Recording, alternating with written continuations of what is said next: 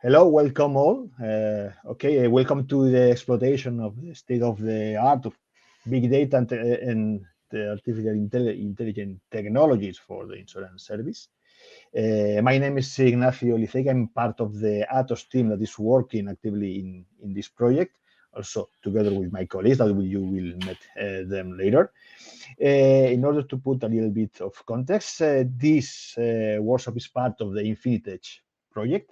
The Infinitech project is an European initiative that bring cutting-edge digital technologies like big data, machine learning, artificial intelligence, blockchain, to disrupt the financial sector. This is its objective is to just to demonstrate how these technologies facilitate somehow the fintech entities. These are banks, insurance companies, and also financial institutions to collect, process, and analyze a very large amount of new data sets that are nowadays produced and exchanged within these sectors. And so innovate and enhance their corresponding business models.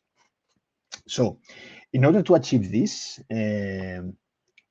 Infinitech put in place 15, let's say, close to reality pilots, 15 proof of concepts that works with close to reality environment, divided in two main, let's say, sectors. One related to finances, banks, some common banks operations, and the others related to insurance world. In turn, these two, let's say, big sectors these 15 pilots were classified in 5 clusters with specific topics and specific targets. In this sense, in our cluster, the set of pilots that are going to be presented today correspond to the personalized usage-based insurance pilots. The approach, I hope that you can see in your screen, the approach of these two pilots is quite similar. Both of them get real world and real time data sets from the potential customers, from the potential clients, from the insurance clients, compile all these data sets, apply on top of these data sets machine learning and AI technologies in order to get new ways to evaluate the potential risks. And then we have this information. The insurance companies can develop customized or provide customized products and services to the clients and also improve the fraud detection mechanisms. Well, in this sense, with this framework, Infinity has two pilots, Pilot 11 and Pilot 12. The Pilot 11, with the approach I have already commented, focused on the car insurance, the motor insurance area, considering the connected cars as a complete IoT framework, IoT infrastructure that collects information from the drivers. And the other one, Pilot 12, is focused on the e-health sector and use, in turn, as IoT element, the trackers, the smart watches, in order to collect data from the individuals. So Pilot 11 will be presented by my colleague Andreas Politis, part of the Dynamis company in the motor car insurance sector, and the other one will be presented by the Dr. Aristodemos from the iSprint company. So our target is just to present here the applications, the business innovations, the data sets we are collecting, and the AI components we have developed within these two pilots, just for you to tell us, to collect your feedback, to tell us if we are in the proper way, we are doing something interesting, and most important for this specific workshop,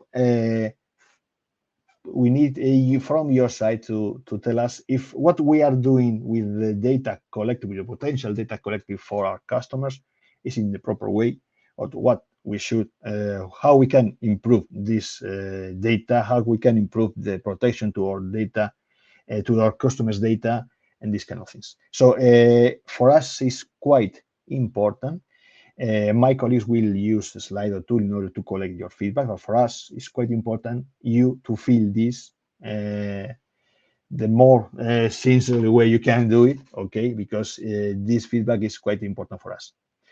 So having said this, and I hope that I have set the context of the workshop properly, I can leave the floor to my colleague Andreas, and he can start the presentation of the pilot 11.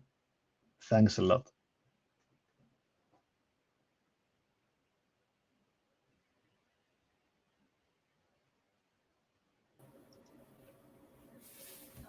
I guess you can see my screen now. Yes, we can, Andrea. So thank you, Ignacio. I would like to welcome you as well in our insurance workshop.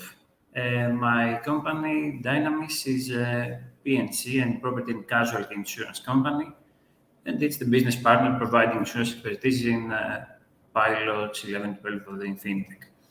The title for my presentation today is Taking Pay How You Drive to the Next Level, and you will realize really soon in the next seconds why. So imagine pricing in motor insurance as a ladder. We used to be, and in some cases we still are, in the bottom step of the ladder by doing the pricing in a traditional and static way. In the last year, several steps have been made in usage-based insurance, and we are coming now with our project to add something more, reaching the top of the ladder. But let's get started.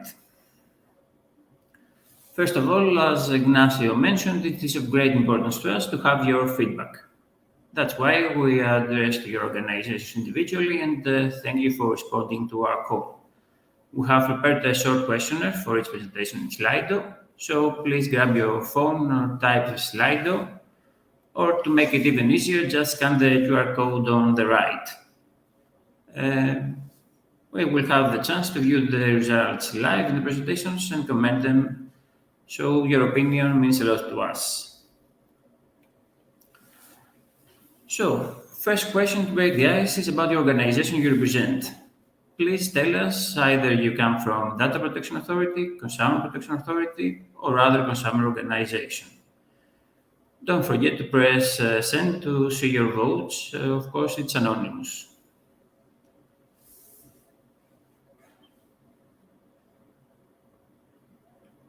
So let's wait a few more seconds and have one answer from a consumer organization.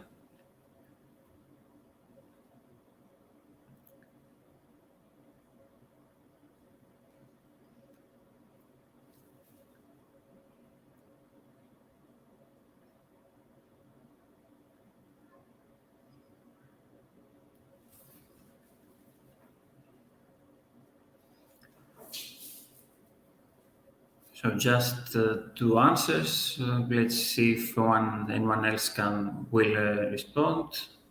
Okay, three answers. Thank you. So mainly we have, as I say, from consumer organizations,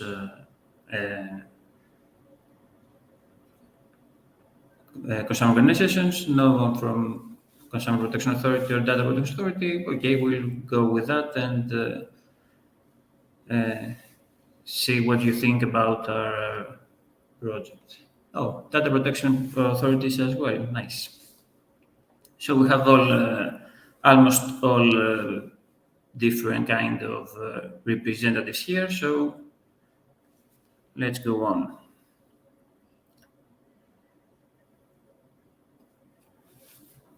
So next questions, it's where are you from? Believe it or not, it's apart from my curiosity and the fact that there's a nice visualization of the results, it is quite important for our study because we notice that people from same origin have specific bias for some matters.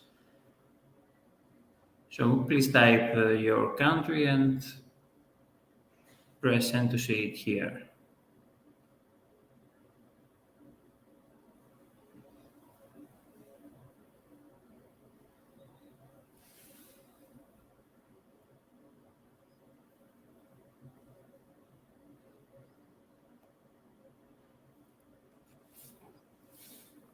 Okay, we have Spain and Germany.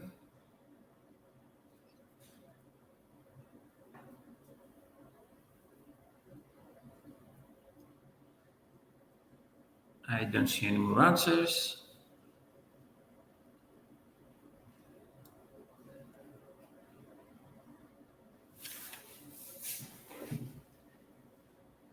Thank you for answering. So we go to the next question, and it's the first question related to our presentation. How familiar you are with usage-based insurance? 1 star is never heard of UBI, and 5 stars you are an expert in UBI. You can answer all for all 5 categories. I hope we have people from all levels of involvement in UBI, because we need feedback from all. Okay, I think I see the results are split, so it's nice to have you all on board. Now let's start with the presentation. What is the problem we face in motor insurance, or better in every insurance sector? Of course, it's accurate risk assessment. But how insurance companies are estimating risk and calculating premiums right now? It depends on the driver, on the vehicle, and finally on the location or usual place of circulation. Well, the problem with this approach is that premiums are not affected by the actual usage and only change after a claim or in a predefined manner. What is usage-based insurance? A set of products that the pricing is based on the actual risk. We have pay-as-you-drive insurance products, meaning the more you drive your car, the more you pay. And the pay-how-you-drive insurance products with the addition to mile coverage information about braking and accelerating. Of course, we're not inventing the wheel. There are several products in the market offering these. Some are closer to pay-as-you-drive and some closer to pay-how-you-drive. But all are different from each other in various categories. So we have data acquisition method, diversity in data acquisition method. Diversity if they take into consideration the distance covered or not, if they take into consideration braking, accelerating, over speeding, and if you use your phone while driving. In Infinitec, we developed a more advanced version of pay-how-you-drive.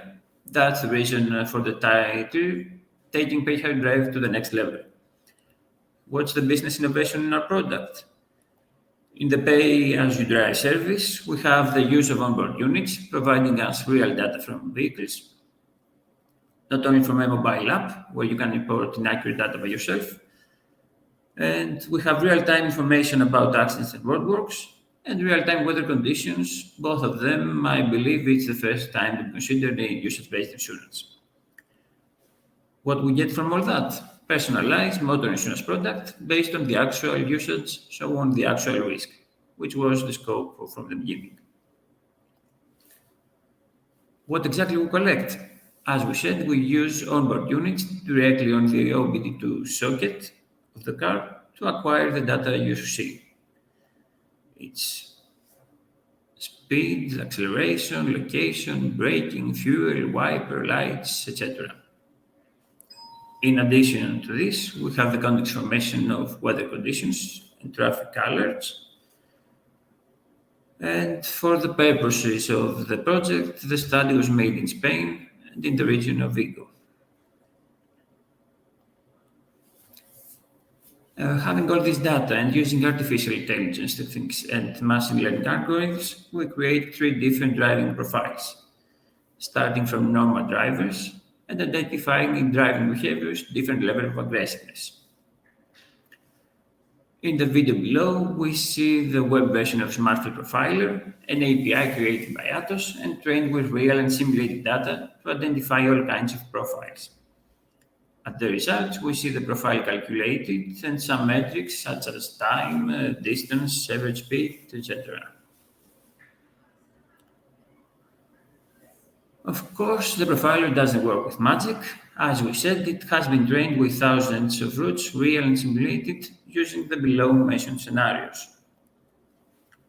We have scenarios starting from simple ones like driving above speed limits or turning without using blinkers. And we go to more complex scenario, So here we have the frequent change of lane in a straight road, not reducing speed in severe weather condition, heavy rain or storm, driving with no lights at night or in foggy conditions, and driving without reducing speed when approaching area with car accident or roadworks. As you understand, these are very few scenarios compared to those we can use to classify drivers. And there are much more combinations with all this data that are pointless to mention in a presentation today. But how it is implemented in our ERP system or in an insurance company ERP system? Of course, we don't drag and drop thousands of files for each vehicle. We created an API to interconnect with Atos API and import all this data, as you see in the top left corner. And using the results to adjust premium in a specific vehicle, which is in the bottom right corner. But first, of course, we need to set up the system with links to the destination folders and map the vehicles and license plates with the vehicle IDs coming in the results.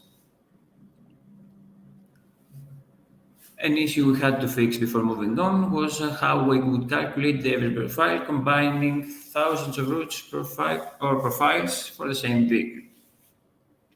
In statistics, there are the mean, the median, and the mode, but this doesn't apply in our situation because all these statistical averages are coming with the assumption that all values have equal gravity. In our case, it's not fact, it's not true. So we needed a weighted average, but what are the options to weight it? Apart from the driver profiler and the results of each route, we also have some metrics, as we mentioned. These metrics are duration, mean acceleration, fuel consumption, mean speed, and route length. It would make no sense to use the mean values calculated. So between duration and length, we are using route length because duration has bias with speed.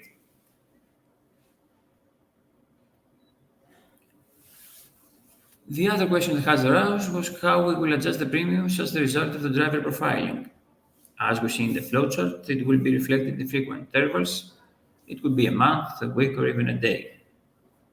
Of course, the rest of the triggering factors for premiums change, like an accident, remain the same. According to each insurance company's policies and infrastructure, there are a few approaches to this.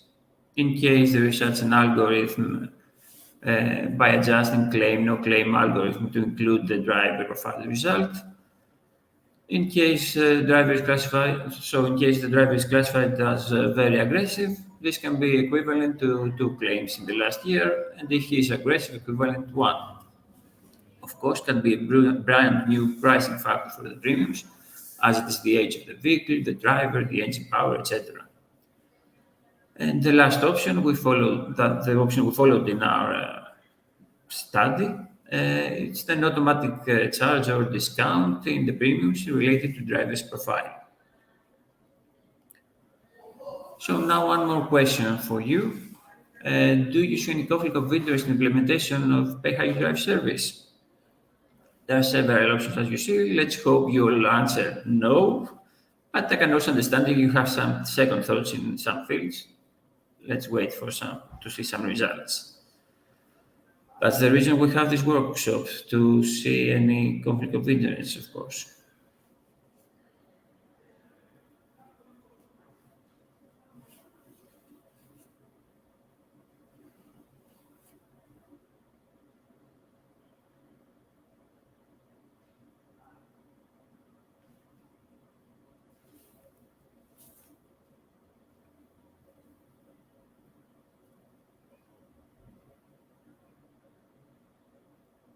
We have already one answer. Let's see if the rest will answer something for us.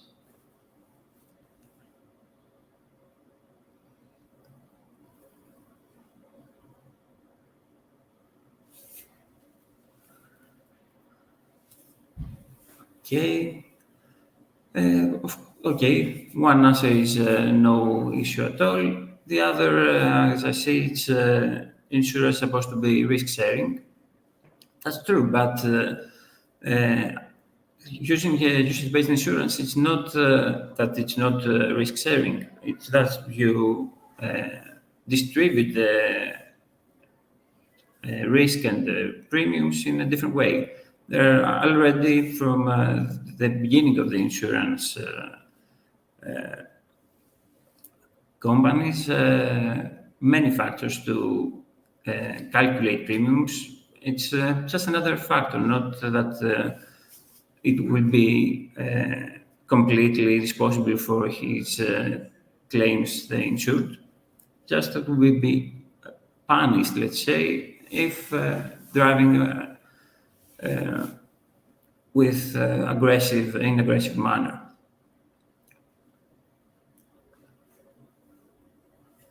And personal data can be used against consumers. That's a point, of course, but consumers will consent to the use of their personal data, of course, and it is a possibility either to be in favor of them or against them. So it will be fair for all.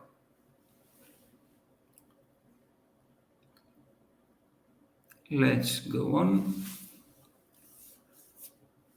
Another problem in motor insurance to deal with is fraud detection.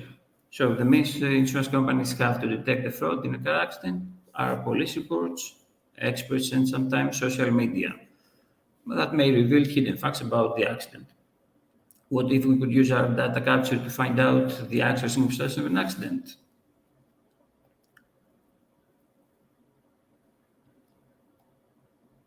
Here are some use cases that we can detect fraud with the process of the data mentioned. Some scenarios are the vehicle reported to be involved in the accident is different than the real one. A very other common use case to report an accident in a different location.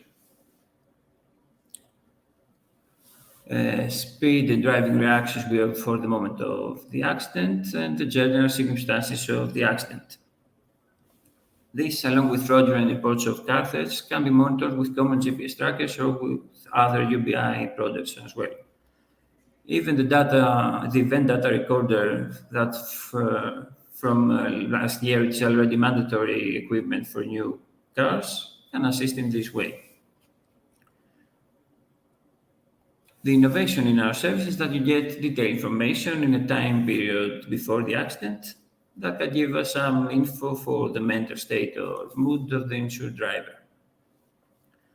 And you detect if the driver reported is different than the real one or different than the usual driver of the car. By using the driver's profile, you get from Pay How You Drive service. Here is a visualization of the data the claims department can have access to. First of all, we have the different routes on the map along with different driver profiles. Then we have the weather conditions and the traffic alerts for the area of the accident. And all this combined can be used to detect fraud in an accident.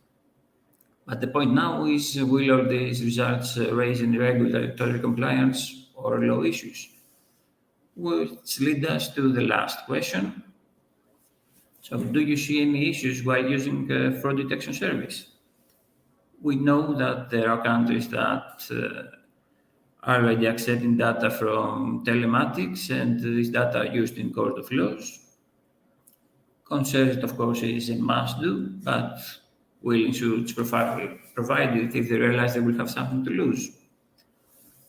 And of course, justice and judges are two traditions for AI. Let's see, let's wait for some answers.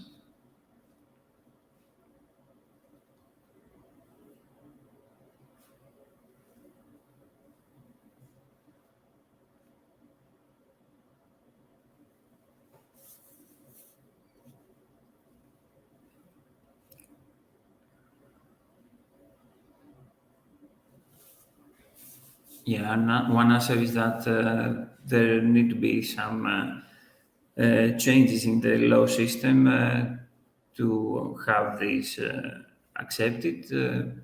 I believe it is true in most of the countries. And in the next year, along with the event data recorder mandatory use, I think it will be in the agenda of each country to do so. So I'm really optimistic that this will happen.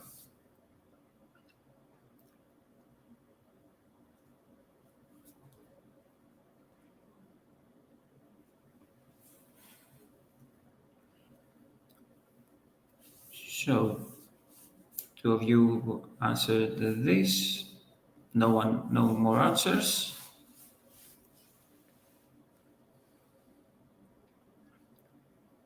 And let's conclude our presentation today with a Q&A session.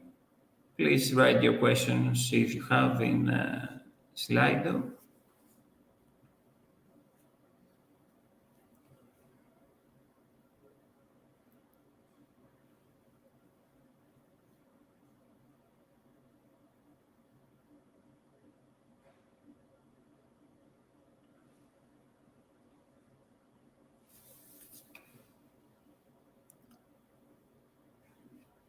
I don't see any questions. I'm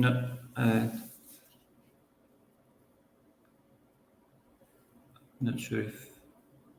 No, it's the last... No, go back.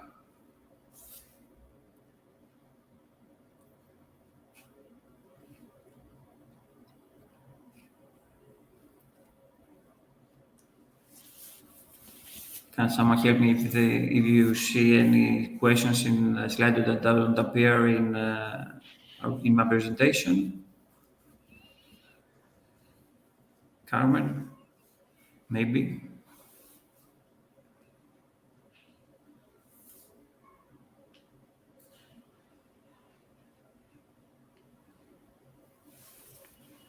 I don't. I think you won. We can. I don't know. You want to pass the floor to Aristodemos? Okay.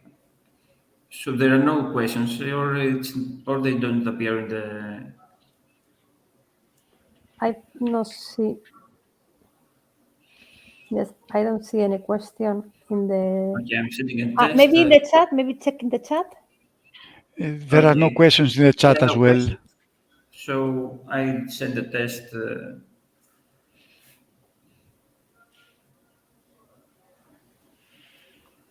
There are questions in the chat, sorry.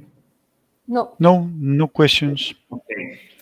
So thanks for your time, and let's move to the next presentation, giving the floor to Dr. Aristotemus Pneumatikakis.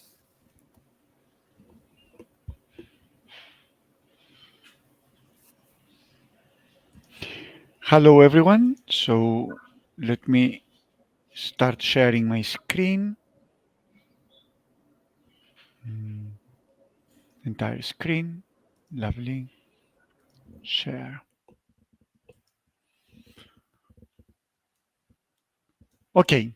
So now we are going to jump from car insurance to health insurance and see many of the ideas Andreas has presented to you applied in a different domain and of course using different mechanisms.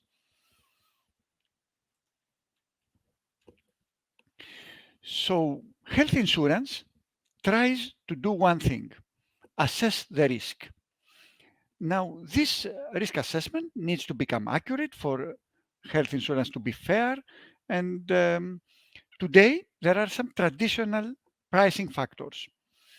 There are things about the insured person that we need to know, demographic information like age, gender, marital status, occupation, habits, smoking, alcohol problems. Then there is the health record. So now we go to more specific things.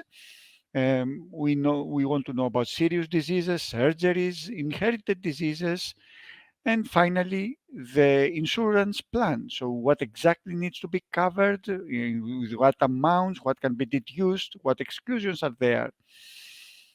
All these things determine some pricing, and then the premiums remain unaffected after this first enrollment, unless there is a claim. So unless there is some serious disease, things remain constant.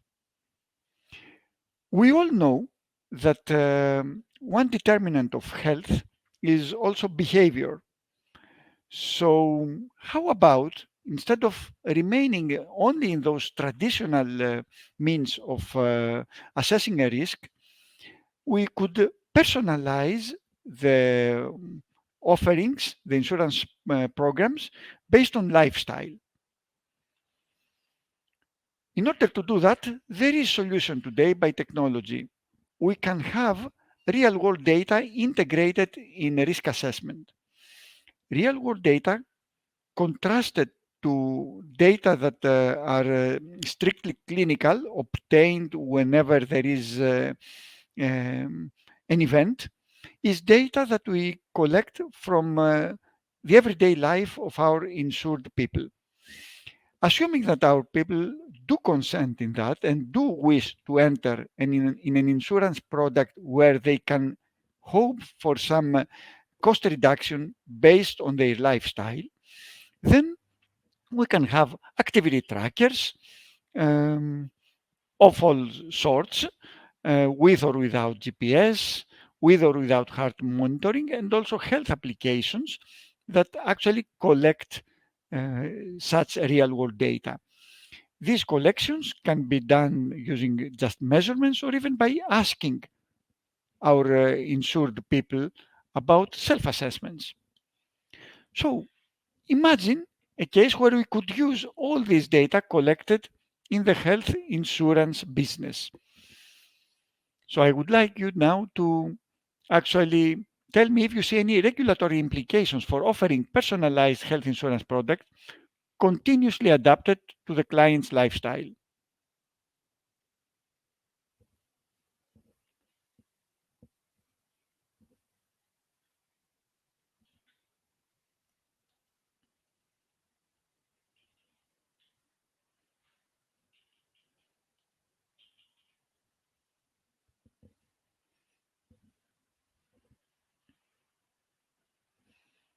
Okay, so I see that people do have do see regulatory implications here. Um, and also some people need to hear more. But nobody is actually certain that there is no regulatory implication here. I can actually add to this the point that such life insurance systems are now in operations. There are insurance companies that are offering applications which perform measurements, which urge which urge insured people to do certain tasks. People collect um, bonuses from the tasks they actually perform, and at the end of the day, these bonuses account count towards some reduction of their premiums. So these regulatory implications are actually are either circumvented or they do not exist, or they do exist in some countries and not in others. Let's talk a little bit about the data collection. In the system we are building here in Infinitec, we use Innovation Sprint's product called Healthencia. This product has two endpoints, one for the people, the other one for those that are monitoring their behavior. Now, in this slide, we focus about the mobile application that is at the fingertips of the insured people. It is we are collecting information using the mobile app, either it's Android or it's iOS version, and we uh, obtain measurements from activity trackers like Fitbit, Garmin, Polar, and even from the phone sensors if there is no such a tracker. And we also have reported data from in-app questionnaires or from the usage of the different widgets in the application. In using these widgets, data can be inserted either automatically if people have the compatible devices like IoT scales or blood pressure monitors or anything, or they can be entered manually by the people just adding these numbers. So I'd like now you to rank all the following categories of real-world data for personalized risk prediction in terms of their implications from a regulatory perspective. I want you to rank them from least implications to most implications. So things that are at the bottom are very dangerous things to ask for and use in this process.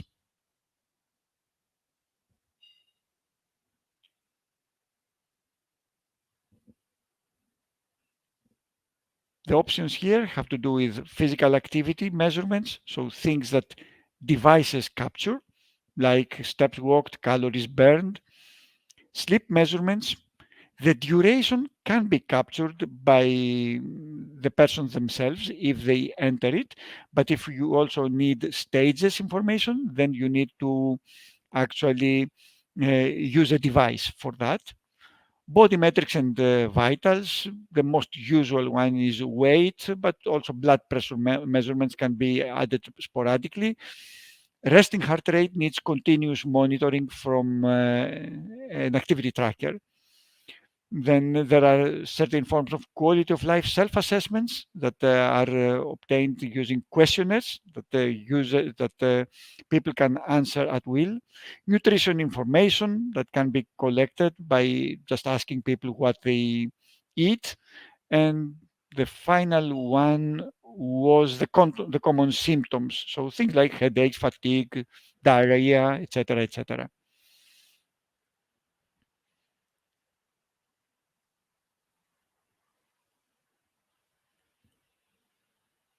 So from the three people that answered, I can see that you are mostly concerned with physical activity measurements.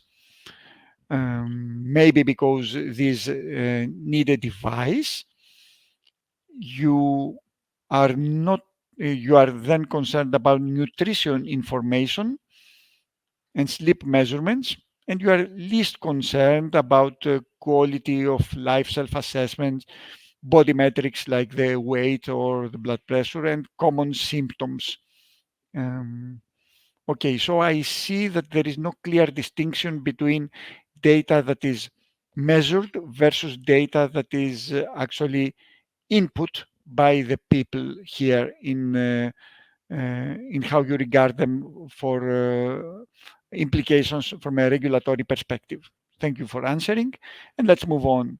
Once all this data is started being collected, then the health insurance professionals can actually view analytics.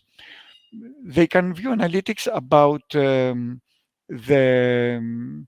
complete cohort they have in the insurance program or individuals.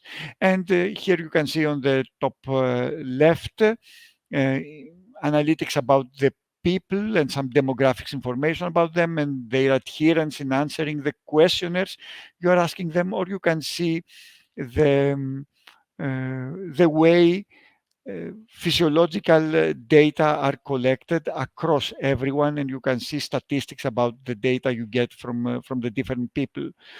Then the health insurance professionals can go to a list about every participant in the program, and they can see information about them in the table you see on the bottom left.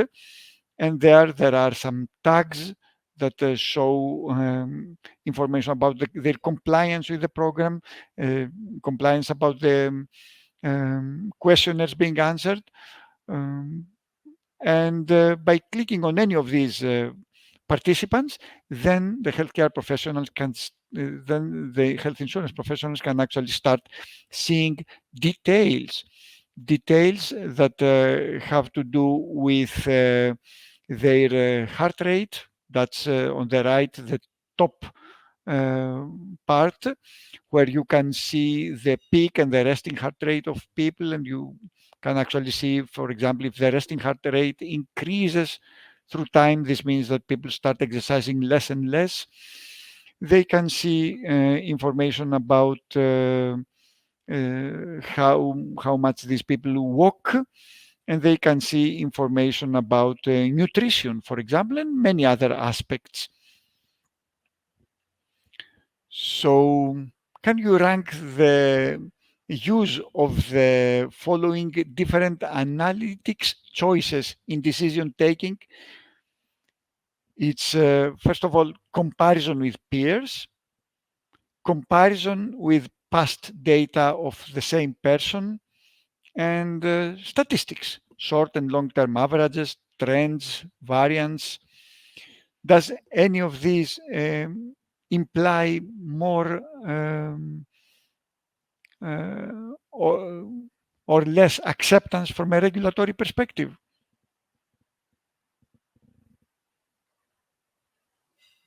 Me as a professional would compare the person with their past data with other people or with statistics. And I can see that most acceptable is statistics, so current things, either short or long terms, and trends and things like that. Having a lot of past information to compare is second, and comparison with peers is the most dangerous thing. So yes, this was expected.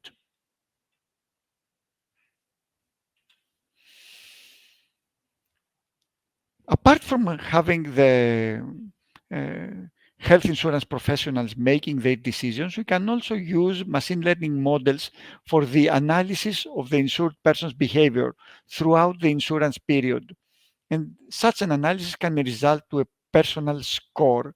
And you can see such scores and characterizations of people in different categories based on these scores.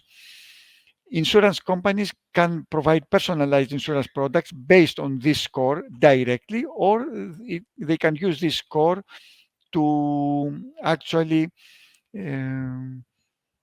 bias or not their decision.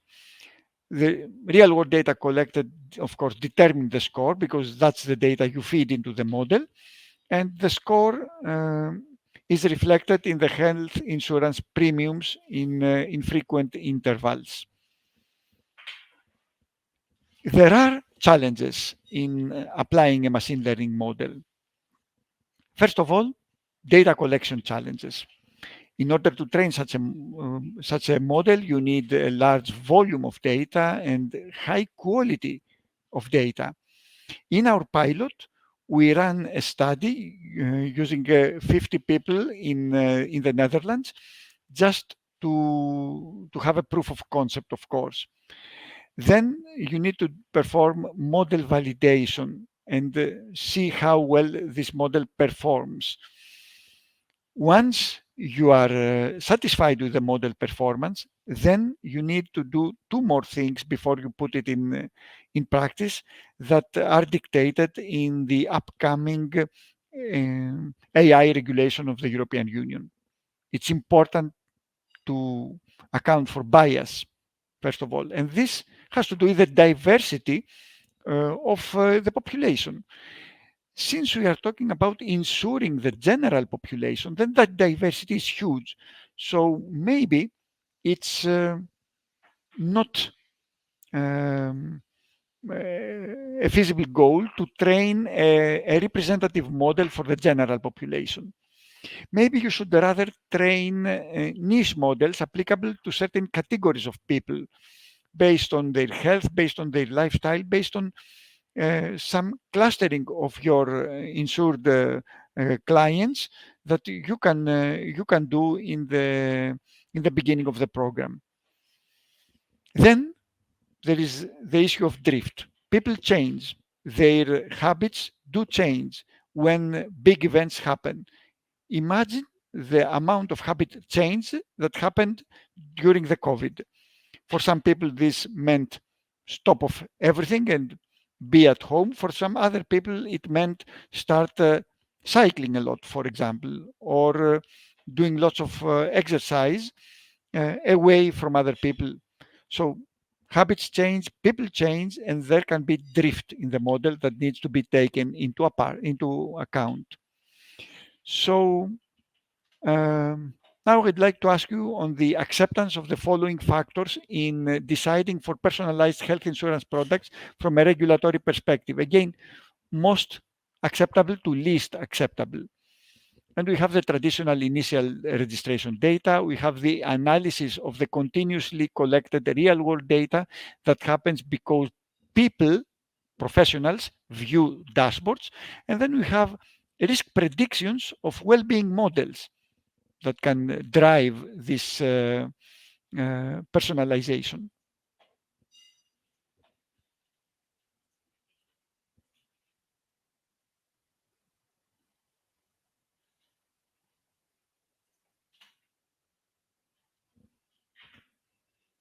So what is most acceptable should go to the top.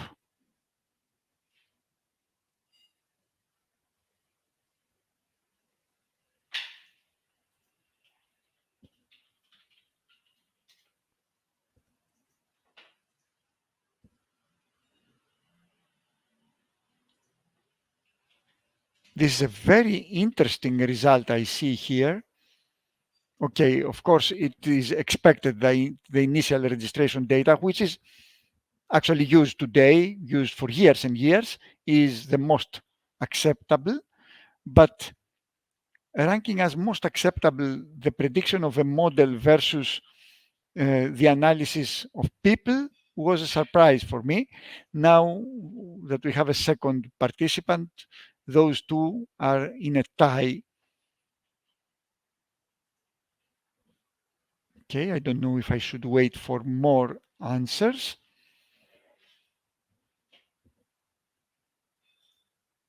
Does not appear so. I don't see anybody else answering.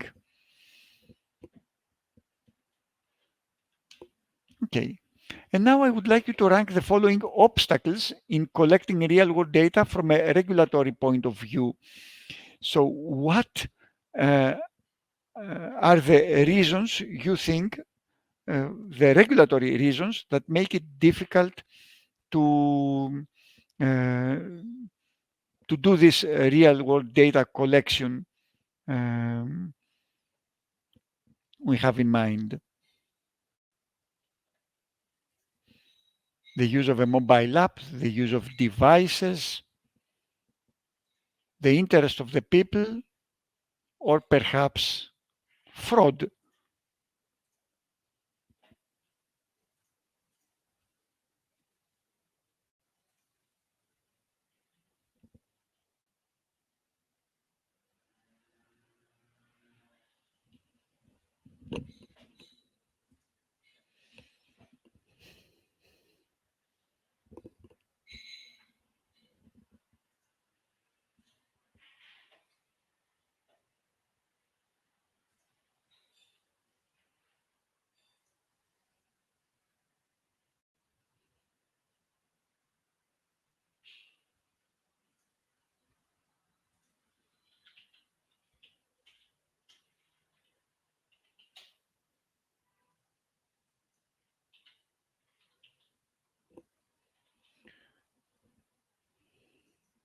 Okay, so the biggest problem is the new use of a mobile.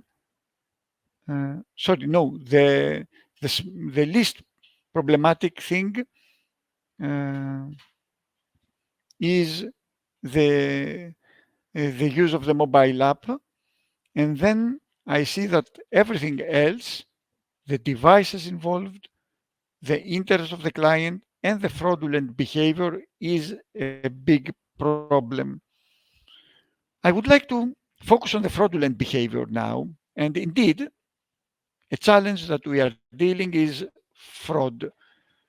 We do know that people that use activity trackers and mobile health applications, they try to trick them most of the times, even though they don't have any monetary benefit from this action, just to get the next badge, just to appear higher in some leaderboard without any money at stake.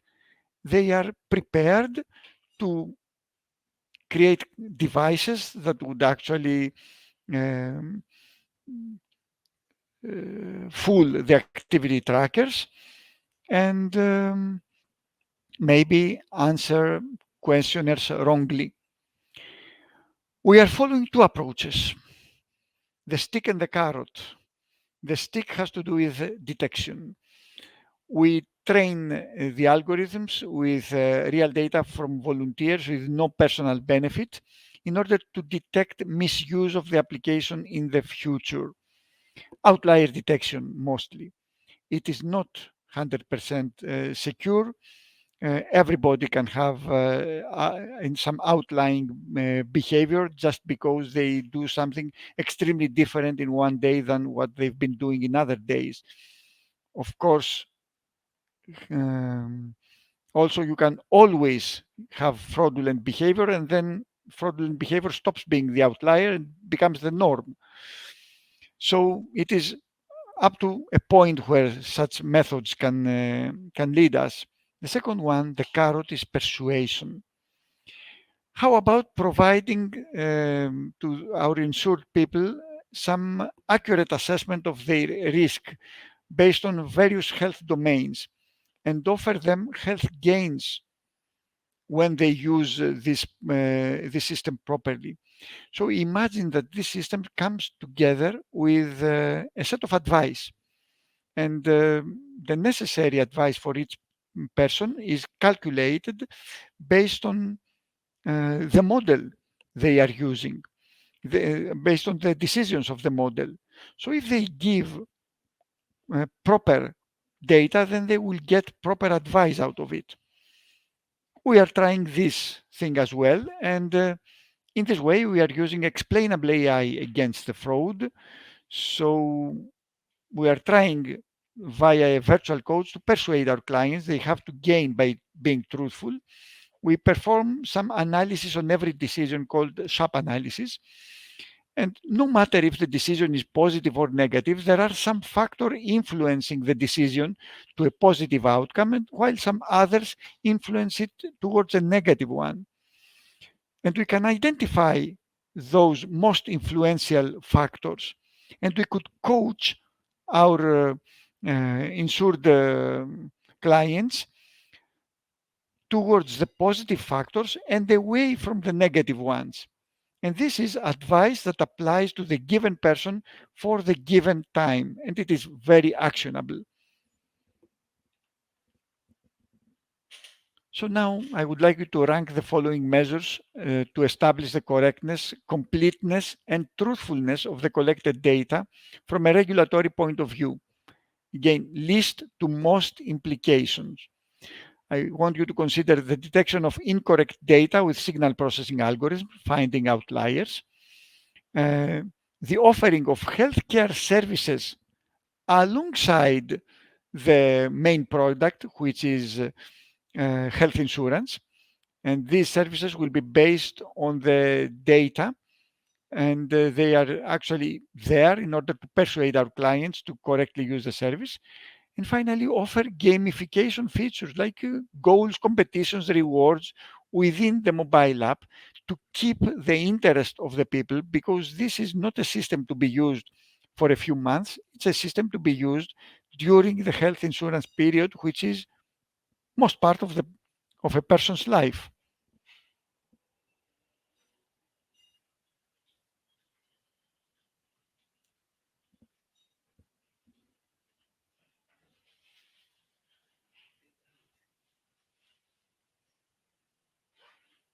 Okay, so I see that um, you see the least implications when we use some signal processing algorithm for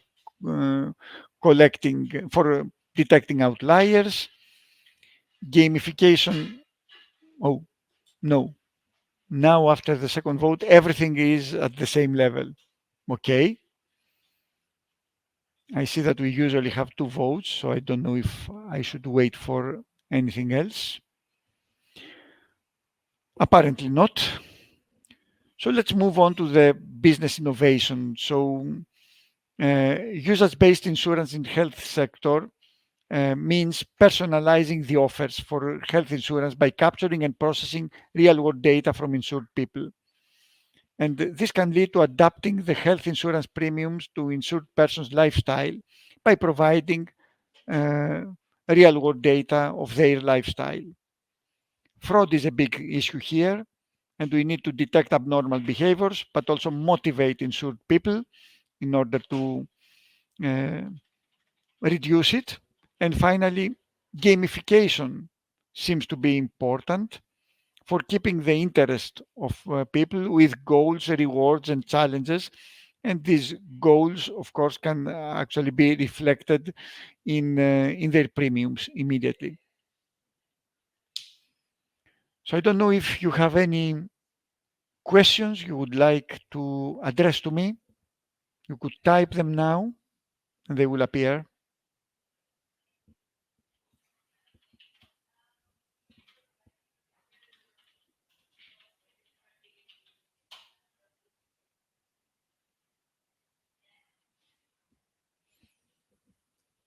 Well, no questions apparently. What I would like now to do is, after all this information and perhaps the discussion we had by analyzing the results in the different polls, I would like to ask you again if you now see any regulatory implications for offering personalized health insurance products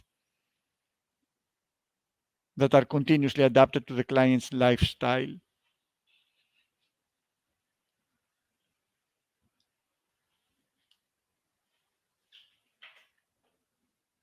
Okay. Previously, two people said yes. I guess these two people also still have the same opinion.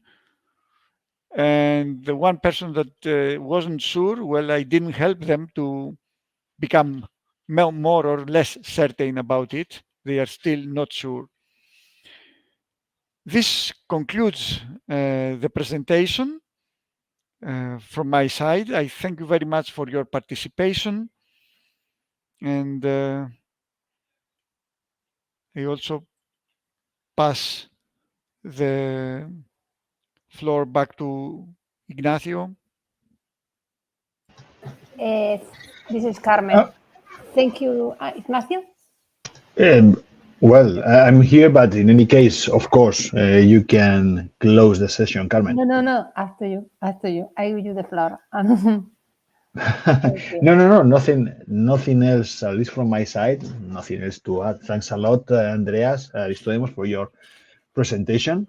I don't know if the attendees have many questions that we can discuss today that somehow enrich the pilots and enrich the way we are proceeding with them, the way we are deploying, the way that we are capturing information.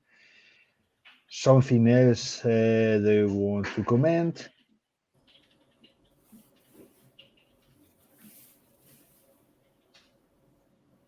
I do read the comment about maybe in one of the questions I read the results the other way around. I don't know in what of the questions this refers to, but I assure you when we analyze it, I will read the data in the correct way.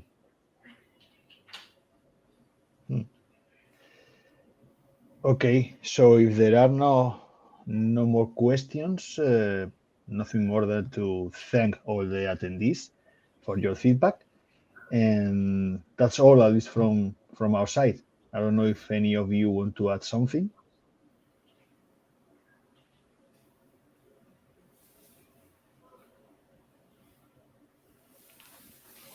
Aristodemos, Andreas, Carmen, nothing to add? No? Yes, it's seen that Petra is answering that the problem with the question has been in this related to the car insurance case. Well, I'll check the presentation. Thank you for this comment, but there was no ranking question in the car insurance sector. So, but I'll check the recording, of course. Every comment is welcome.